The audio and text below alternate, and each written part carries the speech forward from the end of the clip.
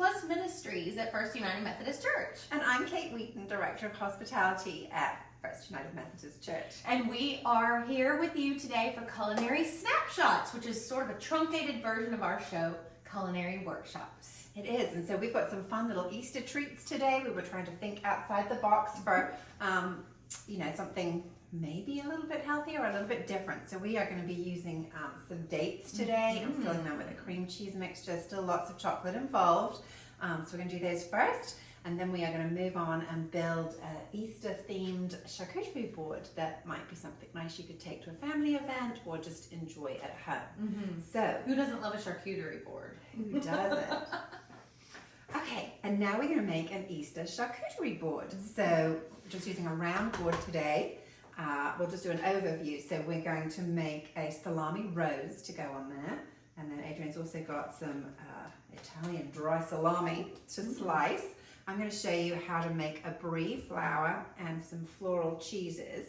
And then we're going to use those components along with crackers. Try to stay with a bit of a springy green theme. So olives, gherkins, we have some rosemaries, we have some pansies from the garden. We've got some mean green pepper jelly.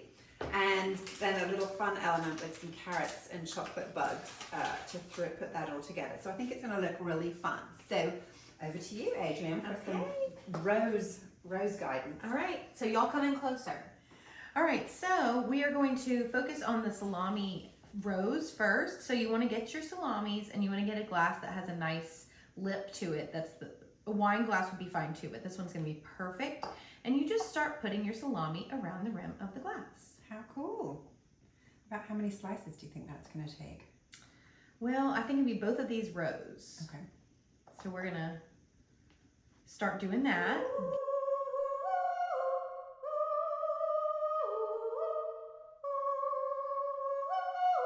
Okay, so I feel like we're getting to a good spot here in that I can't see through this hole anymore.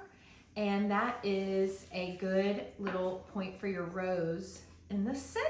Look at that. Look how pretty. So you can fan it out if you want to. You can do whatever you want to make it pretty. I'm going to pass it over to Kate. Thank you. Yes. Okay, so we've popped our rose slightly off center on our board, and then I thought we'd do something fun with the brie. So I've sectioned this one just lightly on the top into 8, and then I'm just making a little V mark down the side all the way around here to make like little petals. Petal, cute. And I think that's really cute. I mean, you don't need to do this, but it's kind of sweet. Yeah.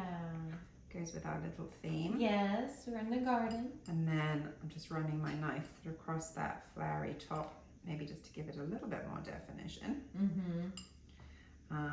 I suppose you could cut through if you wanted to. And you could cut through, yes. So, I mean, you could cut through like this and then leave them set so that they'd be nice and easy for people to pick up. Oh, that's so cute. That might be cute too. So that's going to go on there like that. Then with our little green theme, we have our olives. I'm going to sit those over here. We've got our gherkins. And then I'm going to work on this element over here. So this is just some Swiss cheese. You could use a bunny cutter. You could use, something springy or themed to your occasion. I've just got a little flour. I just bought a cheap block of cheese. I think you could probably use slices too. But a block meant that I could get a slightly thicker slice so that I'll be able to use these to decorate. That's sweet. Yes. So I'm just going to cut some of those out, and while I'm doing that, I think Adrian is going to slice that salami. Yes, so I've got this salami, and I'll be doing this while Kate is doing that. So, and then nothing goes to waste. We'll just pop these in a little bowl over here for that. I'm going to get the end off over here. Okay. Are you good like that? Really Yeah. Okay, there we go. And while she's doing that, too, you've got a lot to look at the same time. So really just chunky slices of salami. Yes. Or I think, if you don't want to do that, you can buy the packets that have that cubed selection in there too. Just something else that's going to have a texture. Do you want me to do about twice this much? Yes. Okay. Yes. So then just balancing our color, we'll put some salami over here. Hopefully you can see in here. Then we're going to start using some of these crackers. And you can cut this to build this up. So I think you can just follow along as I'm finding some elements to make this pretty.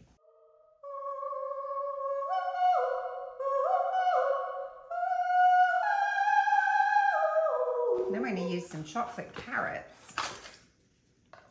Which will be fun. Can you show them right over the salami rows? Right, look, some little chocolate carrots from Land.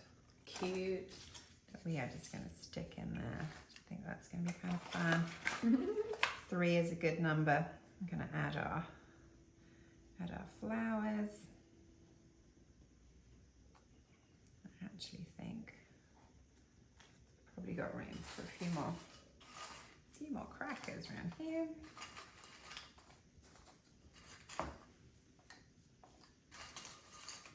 Like that. And Cute. some more of those. Then we have our pepper jelly to go in the middle of our flour to bring that to life a little bit. And we bought a packet of bugs, chocolate bugs. So kind of fun just to nestle on there too. And then last but not least, Pansies. some little pansies. I'm not sure they're... Pansies are edible. These are just out of the garden. But yeah. Look at that. So that gives you an idea. That is so sweet. That's sweet. Yay. So Adrian's rose looks fantastic on there. You can see our little flower, and you can see that we've just given it a fun twist, and can't wait to tuck into that later. Okay, so we are going to start with our dates. So Adrian, we just got a box of dates. These are already pitted. So we are going to just split them in half so that we can put this lovely cream cheese mixture in there. And we've got a knife and a little dish, and we've had a little practice. Yes. So there's 1 or 2 there, but so this is just cream cheese that I have just whisked up with sugar, 1 8-ounce packet of cream cheese, 3 teaspoons of sugar, and just shook a little bit of vanilla in there, and then Yes, so then I've cut a little split that does not have what I call a pit, what you call a pit, and what Kate calls a pip. no, a stone maybe. I would mind. You would call it a pip? Pip? Maybe I call it a pip. I would call it a pit. A date with a pit. Pit. A pitted. Yeah, because you call it a pitted date if it's had its pit removed, right? Anyway, she's shaking these. So instead of having to use a piping bag, you can just do something clever. It's called a quenelle, if you want a posh word. But you can just rotate your cream cheese like that to make a little pretty shape that just sits in the middle there. Sit down, you're rocking the boat. Oh, There you go. But just Beautiful. the best way you can. So if you want to pit into there, Yes. your pitted dates, and I'll fill. Okay. And then the next phase, while we let Adrian fill that dish with those, is we've got some melted chocolate here. I just popped it in the microwave at 30-second intervals, and then just let it sit for a minute to finish melting on its own so that we didn't overdo it. This is a Ghirardelli dark chocolate.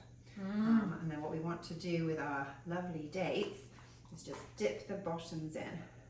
Oh, so they're going to have a lovely chocolatey bottom.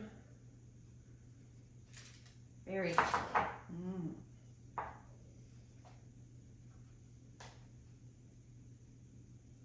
What do you call the boat? The shaping? A quenelle. A quenelle. Okay. You can do that with meringue when you're making like floating islands. I always feel like when I get a piping bag, I'm going to be able to do something pretty, but I'm just not Kate. It just turns out.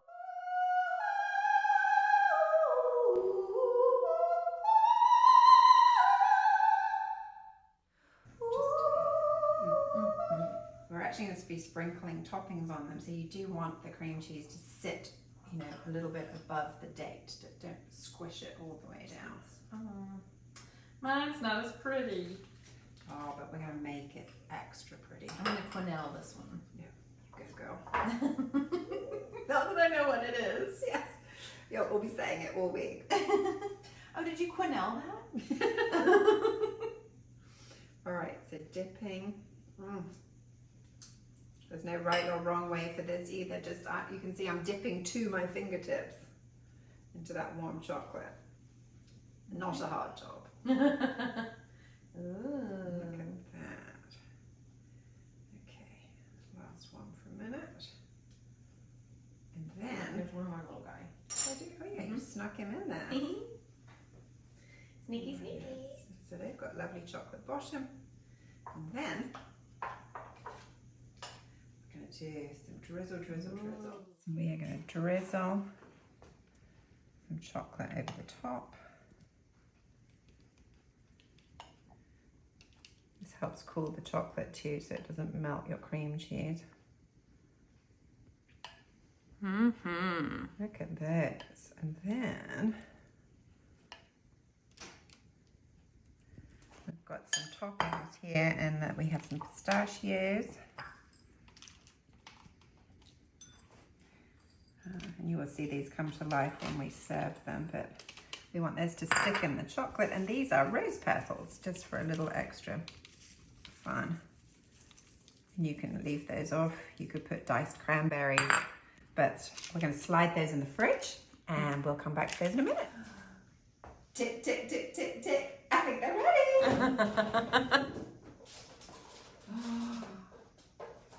And as if by magic, look at these. These are going to be so much fun. We're just going to have a play with our little Easter bunny. So cute. Look at Oh that. my goodness. Those look so good. I don't think there's a right or wrong way. Well, maybe not with all the wrong way might be with all the bits on it, but Oh wow. look at those. And they kind of look like little Easter eggs in their own right, to They be honest. do.